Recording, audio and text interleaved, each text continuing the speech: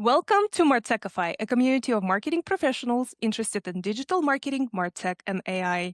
I am the director of Martechify, Ekaterina Konovalova, and today I have a special treat for you. The discussion that we're going to have today will be led by Herbst. He's one of the greatest experts in customer experience and customer engagement. He's the founder of Martechify. He also founded Ascend Marketing, a mod-up company, as well as Journey Labs. All these companies, Ascend as well as Journey Labs, specialize in customer experience. And our guest is Darryl Campbell, Director of Customer Engagement at Omni Hotels and Resorts. Welcome, everyone.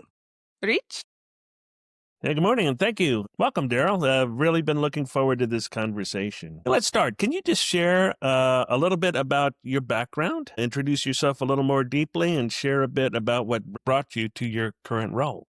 Sure, and thanks, Rich, for having me. My name's Darryl Campbell. I'm the Director of Customer Engagement at Omni Hotels and Resorts, just like Katrina said. I've been in the role for about 2.5 years now, and I oversee email, SMS, gift cards, and social media, as well as doing a couple of strategic projects, especially around loyalty, how we engage with customers at kind of the front desk and beyond, and really trying to make Omni Hotels come alive in digital channels.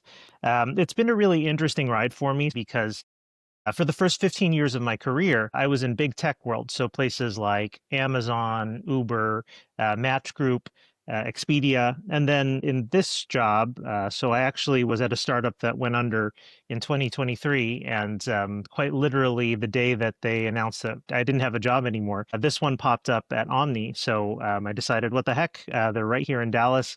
I had a former boss from Expedia who was the VP of loyalty at the time.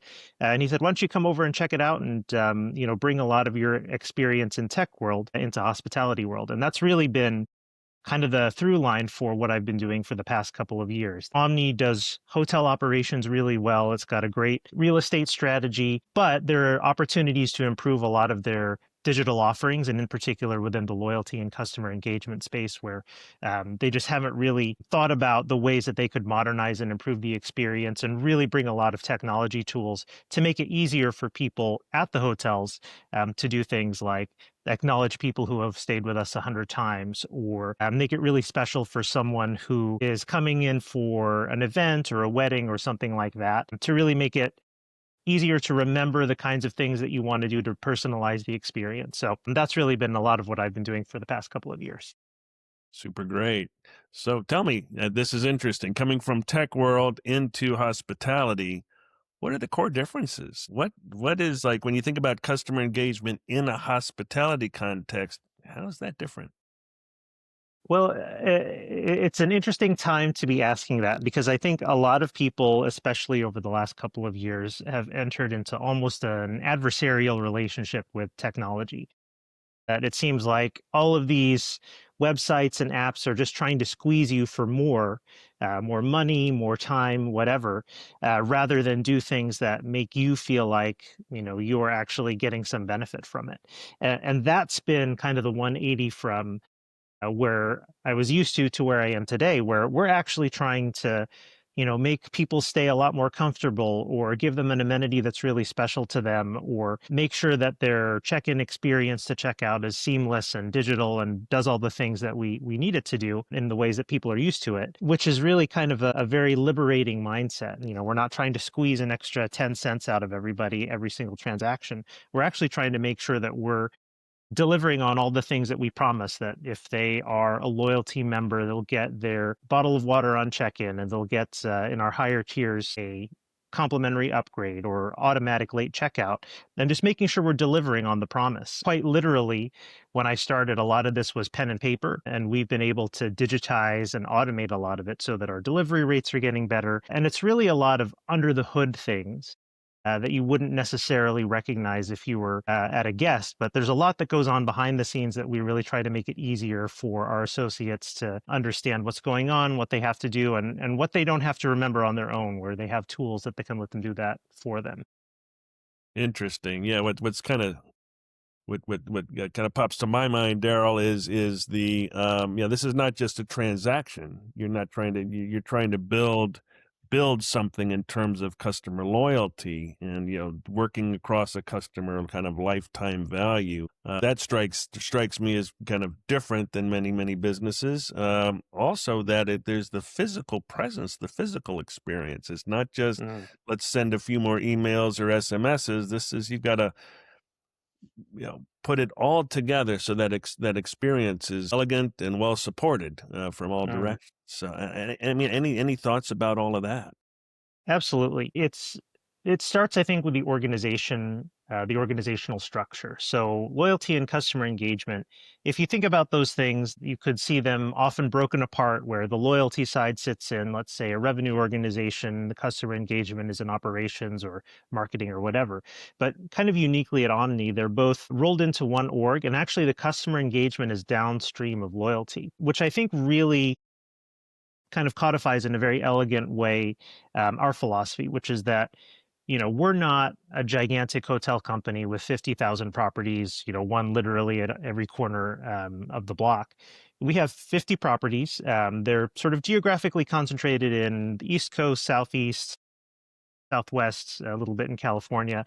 Got one opening up in Mexico next year and two in Canada. But the point is, it's not an obvious place that you'll see everywhere you go. And so we really have to make the experience special for everybody when they come in for the first time, because otherwise we've already lost to the person who's just chasing points and miles. And, maybe it's a little bit out of their way to go to one of our properties, but they've got something in a city where they are. So we just have to do that little bit of extra work. And I think that's why we've kind of invested in loyalty and making the program more rewarding, more expansive, giving you more ways to earn, more ways to redeem, at a time when the rest of the loyalty industry, and especially within hotels, is kind of going the opposite direction, that they're devaluing points and making it harder to redeem and kind of reducing the benefits of the top tiers. But if we don't talk about it in channels like social media, email, SMS, then people won't know about it because we're not still that sort of household name. So I think it really plays into the fact that we can do a lot of these changes, but then we have to both operationalize them and then tell people about them in order to really kind of get credit for it. And I think that kind of goes back to your second question, which was about the physical presence. And I think that's really been the other biggest learning for me. So if you think about a company like Uber, it's a very kind of arm's length transactional thing where you order a car, we contract with a driver, picks you up, and we're only sort of legally and operationally owning that matching and pricing process. But now we're responsible for the whole customer journey from the moment they check in to maybe the time that they book for a second time. And so I think that forced me in particular to be a lot more thoughtful about how we email people when they get an SMS versus an email, what's the right level of engagement that they want to have, how do we talk to them on social media, and all of these things that are really dependent on this hotel experience that, I'm not the one checking them in, cleaning the room, et cetera, but I'm making a lot of promises on behalf of the teams that do. And so really understanding the operation and not over promising and then under delivering, because that's really what kills customer trust. And as a brand that's, again, not a gigantic global hospitality company, we really can't afford to do that. Got it. All right. So if you're trying to figure out how to get messages to the right people to kind of foster this complete experience that adds value, there's a technical challenge in that, I imagine. There's a data challenge in that. There's an organizational and just a lot of work to do. How do you think about all that? What's the work involved and the thinking involved to bring this all together? hmm I would say the biggest thing, it actually goes back to something that I learned when I first started my career at Amazon, which is you always start with the customer and then work backwards. So if you think about, let's say the marketing organization has a new summer activation that they want to do, where like install a tiki bar at the pools.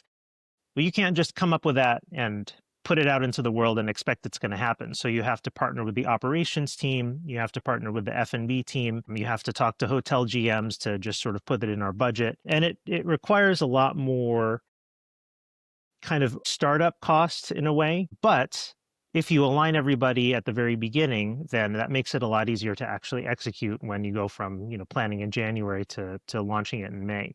And I think there also is a data challenge that we still haven't solved yet, but I honestly think that everybody is kind of in the same boat where in a previous world, you absolutely could have had a fully siloed email ecosystem, a fully siloed social ecosystem, operations, finance, points of sale, and so on. And then all of a sudden, we're in a world where people are expecting all of these systems to talk to each other. And we're just scrambling a bit, like a lot of companies, to figure out, okay, we're not going to get there tomorrow, but what is the next best action we can take to get to this future where we are fully interconnected? And we've actually made a lot of strides onboarding a customer data platform. Our CTO is really focused on simplifying and consolidating our tech stack this year, both for security reasons and then also just to enable some of these things that we really need to do for kind of future proofing the organization. In a lot of ways, that's actually set us up interestingly well for the AI world, where people are starting to think about, well, how do I get an agent to do a lot of this stuff for me? And whatever chatbot, automation, voice automation that they decide to, the fundamental piece underneath it is that unified data layer. And so we've actually almost accidentally walked into the right strategy for getting to that world where we are playing in AI, but we did it from the perspective of this is the right thing for our business today, and it just so happens that it has some upside down the road. Got it. Interesting. I'm wondering if you could take us a little deeper, at least in terms of how you think about this. You've mentioned CDP technologies, customer data platforms, bringing all the data together. Yeah, you mentioned that it's kind of like a work in progress. And I think you're right. All the organizations I work with, nobody has it completely solved. Everybody's working on it. And then somehow in this, AI needs to be enabled and leveraged. How do you think about that kind of technically? How do you see that coming together? Looking into the future, how do you see that coming together? Well, so the CDP is almost a immediately available bolt-on that we could do while we then work towards our future state, which is probably going to be some form of data lake. We hired our data architect a couple of years ago to really lead that project. But in the meantime, we wanted to get some operationalizable data today. We worked on plugging in our reservation system, some of our points of sale, and actually that was what unlocked kind of the first level of this loyalty reimagining that I mentioned earlier, which was that, we were almost in a punch card era. So our loyalty program hadn't been touched since the 80s or so. And it was a pretty simple to understand. You stay 10 nights with us, you get a free one. And then the more you stay, the more benefits you get. But it really created this hurdle because we have that sort of distribution issue where we're just not located everywhere. And so there weren't that many people advancing through the upper tiers or really earning free nights. So we changed the program to be kind of this hybrid points and nights based system.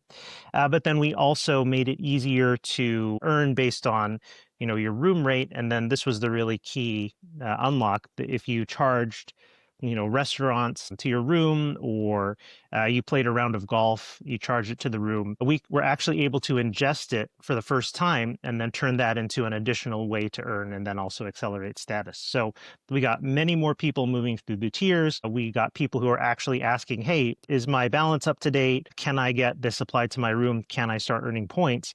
And so that was kind of the first step to do it. But the layer underneath was that data layer where we needed the points of sale from all of these other systems plugged into our reservation system and really kind of centralizing that. So I think that was kind of what gave our organization the confidence that we could really do one of these daunting data unification and standardization processes, so that now when we're thinking about what's the next layer of opportunity that we can go after, it's not so crazy that we can't reimagine our loyalty system in other ways. Like maybe we have new ways to burn points where it's not just always on a free room or something like that. It really does, again, alignment, clear strategic direction, and everybody just understanding that, maybe my part doesn't ladder up into the whole thing in a way that sounds all that interesting, but it is an essential component to do all of that kind of unsexy infrastructure work so that then you can do the really interesting things that make sense to our guests. Yeah, pretty good, pretty good. So now, if you got all this data coming in, I'm just kind of envisioning this, Darryl. You got this data. I can see people booking activity, can probably see maybe what they're doing in the website. I can I can see a lot of things. I can see how many nights, I can see what they're doing, I can see something about them. Like two kind of technical thoughts here. You know, all of that produces some insights. Or maybe you start to see patterns. I'm just curious about that. And then the second one is activation. If you're starting to see some patterns or some opportunities, then you want to do something with it. Just curious to get your thoughts or visions, because somewhere in there, I think AI plays. Mm-hmm. How do you think about all that? Well, I think a lot of it was going back to that, starting from the customer and work backwards mentality. So in the past, we would have been every single communication to the guest would have been, hey, we've got a sale or a new opening or a special package for your dog or whatever. And then we would just push that out as soon as we launched it. And that's a very top down strategy where it's like, hey, we've got a thing and we want to tell you about it. Now we've gone to a world where we're actually saying, we'll still do a lot of that when we have our summer sale. That's obviously a big thing that we want to promote. But what if we could find these pockets of opportunity throughout kind of the data? And so that was really one big part of it, is training some of our marketers to really think about, okay, we've got the top-down world pretty well covered. But now let's think about, well, who are the guests who book every year? And maybe some of them always do it on, a channel where we have to pay a commission, or they always do it with a Google search or whatever that creates cost for us. What if we can hit them with an email, which is a very cheap direct channel, right before they would otherwise go to the Google search or whatever, and say, hey, just come to us. We know you're going to book. Here's all the cool stuff we have. And then, get them to come onto our direct platforms where they can see all of our offers, see all of our packages, and really have a better experience in terms of, now it's an own booking. So we'll call them to make sure that everything's okay. We'll get their amenity and so on.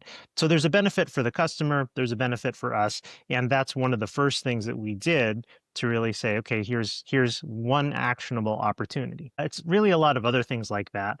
The other big tech unlock that we did was adding cart abandonment. So being able to see website traffic and then say, okay, they got to the point where they were starting a booking, but for whatever reason they didn't do it. Then we can just sort of email them and say, hey, don't forget you need to complete your booking at, let's say, the Omni Viking Lakes or whatever. Just a gentle nudge, nothing saying, oh my gosh, do it now or this is gonna expire in 5 hours, but just a reminder that they started that process.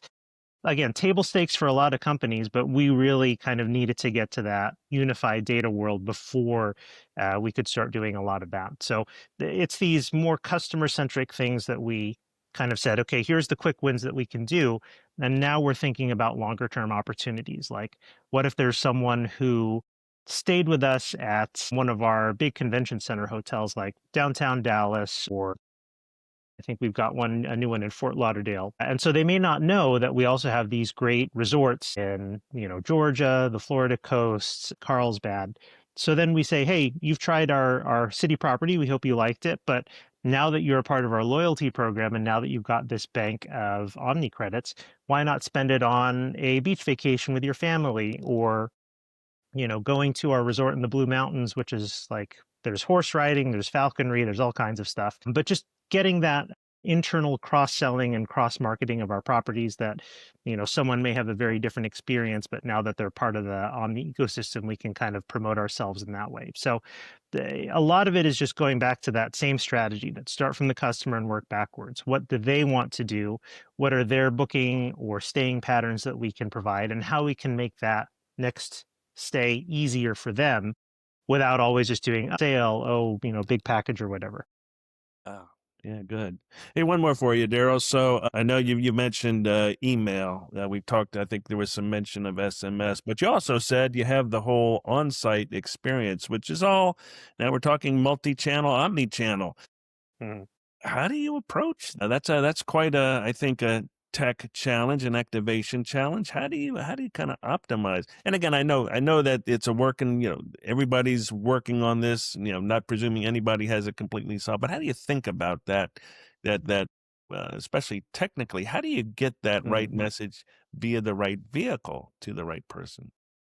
A lot of it is just, what are the things that we know today that we didn't know 2 years ago? And how do we kind of reflect that back to the customer. And a lot of it is very subtle. We'll do something where if you're a loyalty member, you'll get a little header in your emails that's slightly different, but it's just another reminder of the fact that you're a part of our program. I've been a part of probably 20 or 30 loyalty programs. And like one of the hardest things is just how do I find my member number so I can log in and check my balance? So we've just made that really easy. You can find it in a lot of our emails, but just little things like that aren't this big song and dance about, hey, look at all the cool stuff we're doing about the data, but thinking about the ways that you can surface information to the guests exactly when they need to. So I think that's one big one. A second one is an account summary. I think we've all gotten these emails that come out, the second or third week of the month that say, here's your status, and it's already 3 weeks out of date. So we're pushing that out days after the accounts close every month, just to give more of a reminder to say, here's your activity, here's all the cool stuff that you can do with it, a reminder about our loyalty program, just because we know that it's not going to be top of mind like some of our competitors.